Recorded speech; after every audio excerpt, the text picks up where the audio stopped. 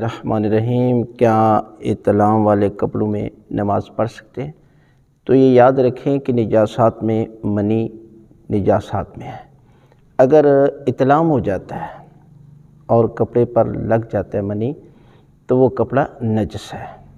جب تک آپ اس کو پاک نہیں کریں گے اس وقت تک آپ اس میں نماز نہیں پڑھ سکتے۔ لہذا بعض لوگ جو ہے وہ کپڑے جو ہے وہ کسی دھوبی وغیرہ سے صاف کرواتے ہیں، اور میرے ایک دوست نے ہمیں بتایا کہ وہ پانی کے بغیر جو ہے وہ اسے صاف کر دیتا ہے منی کو۔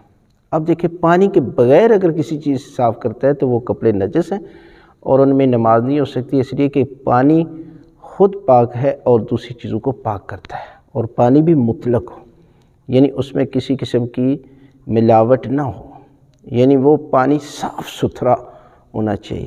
لہذا اگر اس طرح وہ کرتے ہیں، پانی کے بغیر دھوتے ہیں، تو وہ کپڑے نجس ہیں اور اس میں نماز نہیں پڑھ سکتے۔